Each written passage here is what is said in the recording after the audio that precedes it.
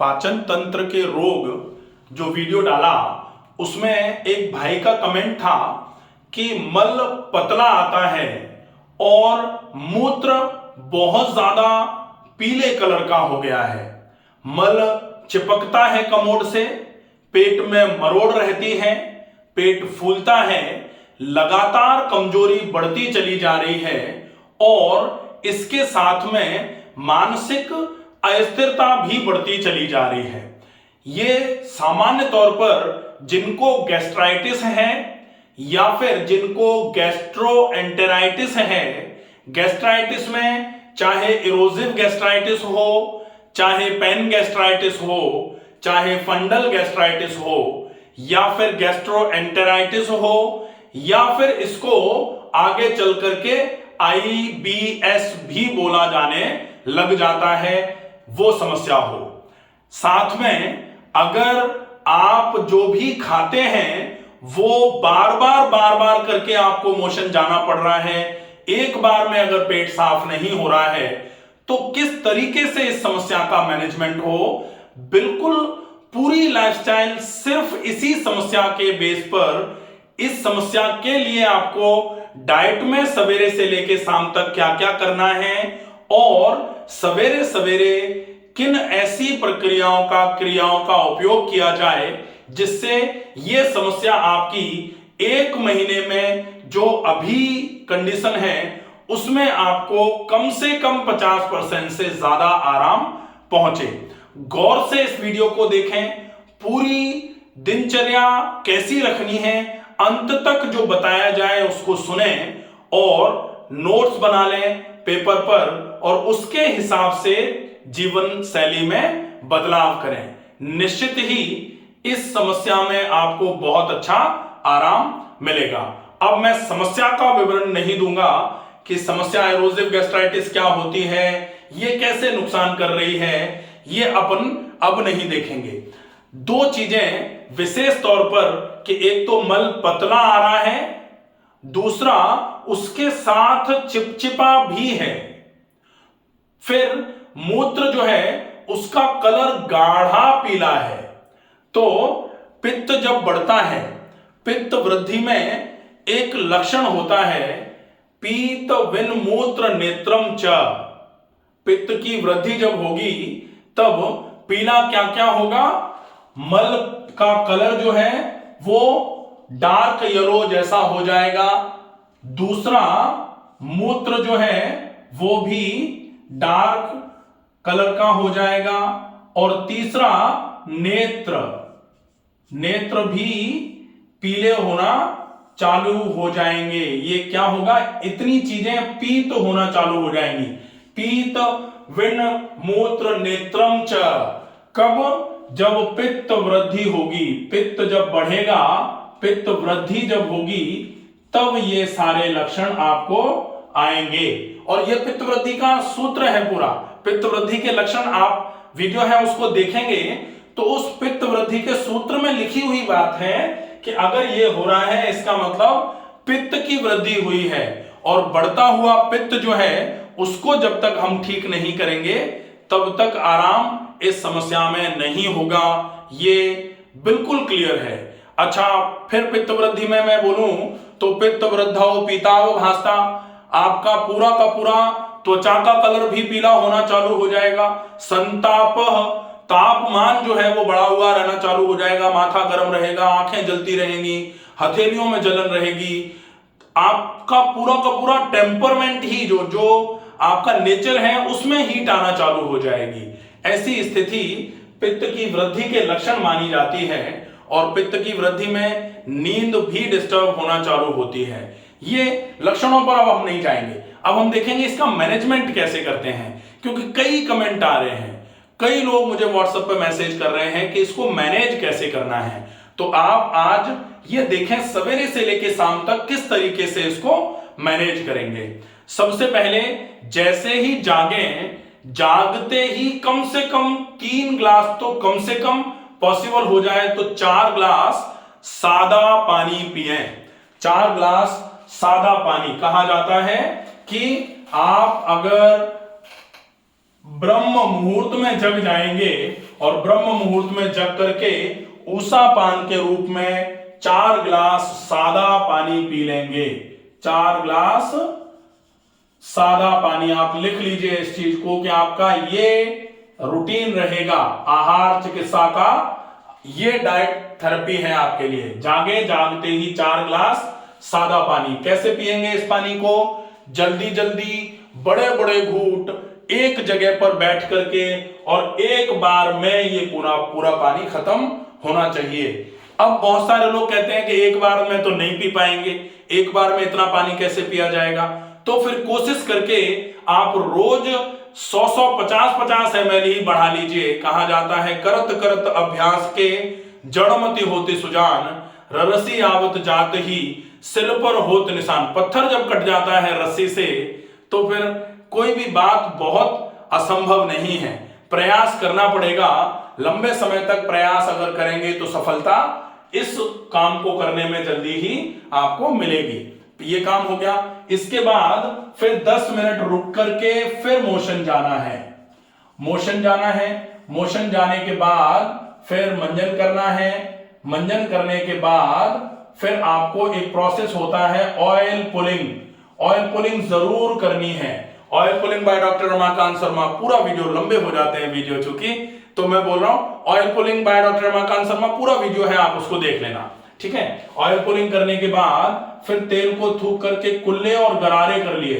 आजकल एक और बहुत बड़ी समस्या फैलती जा रही है, ये चौक हो जाता है और रात को लोग उठ के बैठते हैं, नींद पूरी नहीं हो पा रही, चौक करके जाग रहे हैं, स्लीप एपनिया जिसको बोला जा रहा है, बड़ी बुरी कंडीशन है।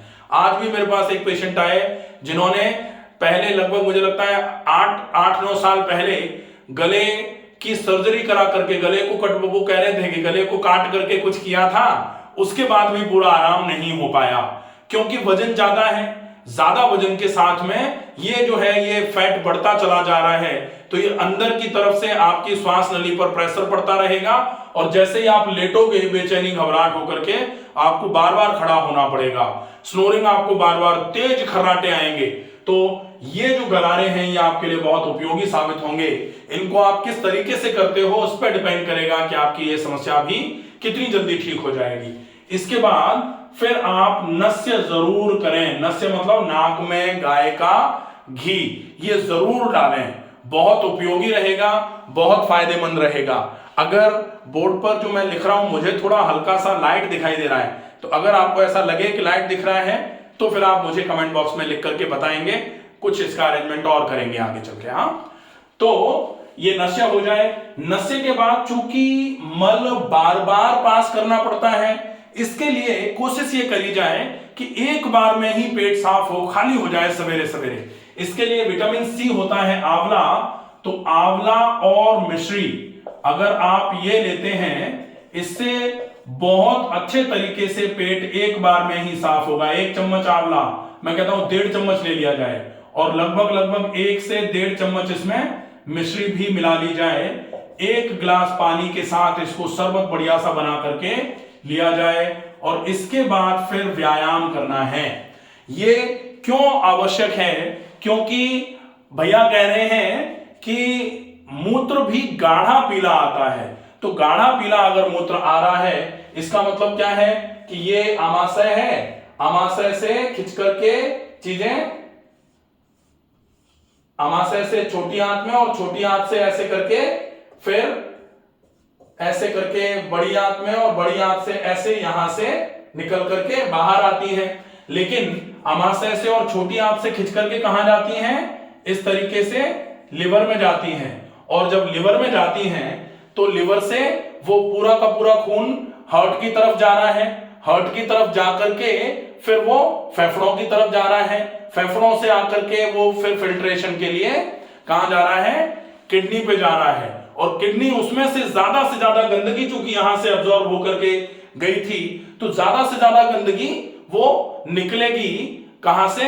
यूरिन के माध्यम से, तो यूरिन का कलर भी डार्क हो जाएगा। अगर ये गंदगी जो यहां से आई थी या पची नहीं थी, वो हम ऐसे करके यहां से ही ज्यादा मात्रा में निकाल देंगे, तो फिर उसको यहां से फिर जाकर के वो मूत्र से बाहर आने की आवश्यकता नहीं होगी, तो आपका जो कलर ऑफ यूरिन है वो भी ज्यादा से ज्यादा 10 दिन में ही जो डार्कनेस है यूरिन के कलर की वो धीरे धीरे करके कम होना चालू हो जाएगी। तो ये आंवला मिश्री जरूर लेना चालू कर दें। बहुत सारे लोग कहते हैं कि आप मिश्री नहीं ले सकते क्योंकि हमको शुगर भी है, तो आंवला मिश्री की जगह फिर वो त्रिफला का पाउडर ले सकते हैं।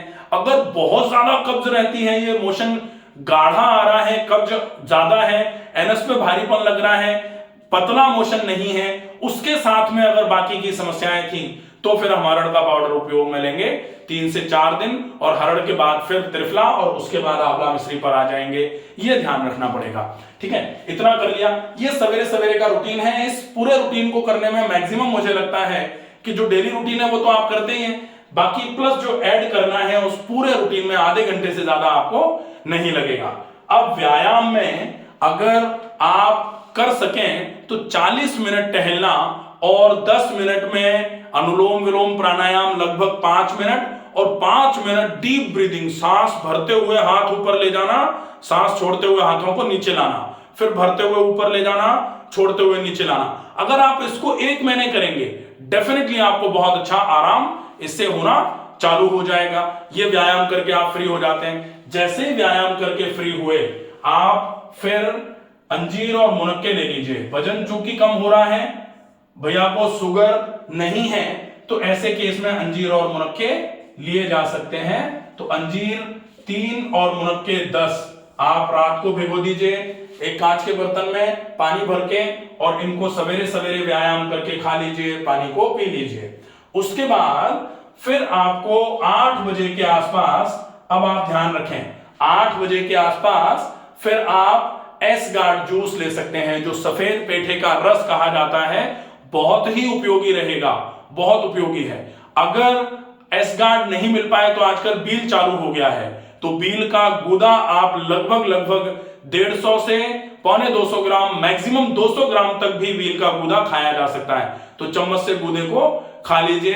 अगर खाने में आपको दिक्कत आ रही है तो उस बेल के गूदे में थोड़ा सा पानी मिला करके, चला करके उसका जूस बना के बिना दूध मिलाए, बिना मीठा मिलाए उस जूस को पी लीजिए, बहुत इफेक्टिव रहेगा। अगर आपको थोड़ा बहुत उसमें स्वाद नहीं आए तो स्वाद के लिए थोड़ा सा उसमें नींबू मिलाया जा सकता है, अच्छा रहेगा।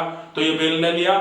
उसके बाद नाश्ता जो है, चूंकि वजन कम होता जा रहा है और साथ में यह भी ध्यान रखना है कि आपका पोषण भी पूरा पहुंचे, तो फिर कोशिश ये करनी है कि अभी कुछ दिन के लिए, जब तक वो पतला मोशन बार बार आ रहा था उसको आप क्लियर नहीं कर लेते, इसका मतलब आंतों के इरिटेशन को थोड़े समय के लिए दूर करना पड़ेगा। आंतों का इरिटेशन कब दूर होगा? जब आंतों पे अब लोड ना पड़े। तो आप बिल्कुल पतला सा वेजिटेबल दलिया बनाइए, जिसको सूप जैसा बना करके चम्मच से पी लीजिए। उसमें खूब सारी सब्जियां, उसमें थोड़ा सा दाल, थोड़े से चावल, थोड़ा सा दलिया डाल करके अच्छे तरीके से खूब खुले में उबाल करके बनाया, और उसमें ऊपर से जब आप खाने लग जाएं तो थोड़ा सा गाय का घी डाल लीजिए। हींग, हल्दी, जीरा, सौंफ, ये अच्छी मात्रा में डली हुई होनी चाहिए। फिर आप उसको बिल्कुल धीरे धीरे करके चम्मच से एक एक चम्मच, छोटे जैसे छोटा बच्चा चम्मच से दूध पीता है वैसे ही बिल्कुल छोटे छोटे चम्मच से आप आराम आराम से उसको लीजिए, ताकि पाचक रसों के साथ, लार के साथ और पाचक रसों के साथ वो मिले, अच्छे तरीके से उसका पाचन हो, और फिर वो अवशोषण भी होकर के आपके शरीर को ऊर्जा दे, ताकि बढ़ती हुई कमजोरी जल्दी से जल्दी दूर होना चालू हो जाए। ये नाश्ता हो जाएगा। नाश्ते के बाद आप लंच करेंगे। लंच के लगभग आधे घंटे पहले 1 कप छाछ में थोड़ा सा मिश्री का पाउडर घोल करके ले लीजिए, वो अच्छा रहेगा। 1 कप मतलब लगभग 100 से 150 ml ले लीजिए आप, 150 ग्राम के आसपास, 150 ml के आसपास आपने छाछ ले ली। उसके बाद फिर जो लंच का टाइम है उसमें आप थोड़े समय के लिए बिल्कुल उबली हुई, बिल्कुल लसलसी सी खिचड़ी और उसके साथ बिल्कुल ताजा दही मिला करके आप लंच में ले लीजिए। ये लंच आपका हो जाएगा। लंच, अगर जैसे बहुत सारे लोग कहते हैं कि हम काम करने जाते हैं, तो फिर आप ये लंच बॉक्स जो है वो लेकर के जाइए। दही फ्रेशली प्रिपेयर्ड होना चाहिए। आप वो खिचड़ी और दही आप ऑफिस में बैठ करके, अच्छा बहुत सारे लोग कहते हैं रोटी नहीं खाएंगे तो काम कैसे करेंगे? आप रोटी से ज्यादा अच्छे तरीके से काम कर पाएंगे अगर ये वाली डाइट का फॉलो अप करेंगे। ठीक है, साथ में आप कुछ किशमिश रखिए। किशमिश आप अच्छे तरीके से धोकर के पानी में भिगो के रखिए। एक छोटे से जार में एक छोटा सा कोई टिफिन रख लीजिए, उसमें पानी और किशमिश मिला करके, तो आप उसमें से हर 2 घंटे या 1.25-1.5 घंटे में ही आप 2-5 करके किशमिश खाते रह सकते हैं। पूरे दिन में आप अगर 50 किशमिश भी खा लेते हैं तो कोई नुकसान वाली बात नहीं होगी। किशमिश में बहुत अच्छे तरीके से आयरन होता है, ये आपके हीमोग्लोबिन को बढ़ाने का काम करेगा। लेकिन आयरन जब ज्यादा लिया जाता है तो कॉन्स्टिपेशन कराता है, तो पानी साथ में ज्यादा से ज्यादा मात्रा में पीना चाहिए। तो ये आपका लंच हो जाएगा। लंच और डिनर के बीच में अगर पॉसिबल हो तो कहीं से भी अरेंज हो सकता हो अगर, तो एक नारियल पानी ले लीजिए, नारियल पानी बहुत अच्छा रहेगा। फिर शाम का खाना जो है, शाम के खाने में आप बहुत मोटे आटे की 1 या मैक्सिमम 2 रोटी, लेकिन अगर आपने ये रोटी है तो इसके आपको 8 टुकड़े कर लेने हैं। 8 टुकड़े करके एक टुकड़े को सब्जी के साथ मिला करके मुंह में डाल करके कम से कम 60 बार चबा करके खाना है। एक टुकड़े को इंटू 8 तो 480 बार मुंह एक रोटी को चबाने में चलाना पड़ेगा। अगर आपने इतना चबा करके खा लिया तो ये रोटी हो ही नहीं सकता कि आपके पेट को भारी करे, ये भी नहीं हो सकता कि ये रोटी पचे नहीं, अपच करे, पेट में गैस बनाए, पॉसिबल ही नहीं है। ये रोटी बहुत आसानी से पचेगी। इस रोटी को ज्यादा चबा के खाने से आपकी आंतों की चाल बढ़ेगी, पाचन का तंत्र मजबूत होना चालू होगा, आपकी कमजोरियां दूर होना चालू होंगी और आपकी ये जो समस्या है धीरे धीरे करके क्लियर होना चालू हो जाएगी। ये तो हो जाएगा डाइट। अब रात को सोने के पहले 1 चम्मच या 1.5 चम्मच सौंफ का पाउडर, आधा चम्मच या 1 चम्मच मिश्री मिलाकर के घोल करके सोने के आधे घंटे पहले पी लिया जाए, बहुत उपयोगी रहेगा। ये सवेरे से लेकर शाम तक की डाइट हो जाएगी। शाम के खाने के बाद थोड़ी देर के लिए चल लिया जाए, बहुत उपयोगी रहेगा। अब पानी दिन भर में, चूंकि बात एक तो थी मल बार बार आ रहा है और पतला आ रहा है खिचड़ी के जैसा, पतली खिचड़ी के जैसा, और उसके साथ में ज्यादा मात्रा में ज्यादा बार आ रहा है मल, तो हमने मल को एक बार में सवेरे सवेरे निकाल दिया है। इसको लेकर के आंतों में जो भरा हुआ था पूरा अगर एक बार में निकल जाएगा, और उसके बाद हम कुछ ज्यादा सॉलिड डाल नहीं रहे जो आंतों में भारीपन करे, क्योंकि निकलेगा कब, जैसे हमने खाना खाया अभी निकल गया। अब खाने में हमने अगर गरिष्ठ खा लिया, आंतों में इरिटेशन कर रहा है तो वो निकाल ही नहीं आते। हमने खाया ही कुछ ऐसा नहीं जो पेट को ज्यादा भारी करे, तो आप देखोगे कि 5 से 7 दिन में पेट नरम होगा। और कहा जाता है लाघवम सुखम, जो स्वास्थ्य के लक्षण हैं उन लक्षणों में कहा जाता है लाघवम। लाघवम का मतलब लाइटनेस, आपको शरीर बहुत हल्का हल्का लगना चालू हो जाएगा। इसका मतलब स्वास्थ्य के लक्षण आपके शरीर में आना चालू हो जाएंगे। बहुत ही उपयोगी चीज रहेगी। इस वीडियो को ज्यादा से ज्यादा शेयर करें ताकि ये जो जीवन शैली है ये लोगों तक पहुंचे। इस जीवन शैली का उपयोग, क्योंकि लोग दुनिया भर का खा रहे हैं, या जितनी कमजोरी बढ़ती है लोग उतना ही ज्यादा मात्रा में खाना चालू कर देते हैं, और जितना खाते हैं उतनी ज्यादा कमजोरी बढ़ती जाती है। क्योंकि खाने से कमजोरी दूर नहीं होगी, पच करके शरीर में लगने से कमजोरी दूर होती है। और वो इस तरीके से एक बार लगना चालू हो जाए, एक बार पाचन का तंत्र आपका वज्र को पचाने, पत्थर को पचाने के जैसा हो जाए, उसके बाद आप जो मर्जी है खाना चालू कर देना। लेकिन कब तक? जब तक आप व्यायाम करते रहेंगे।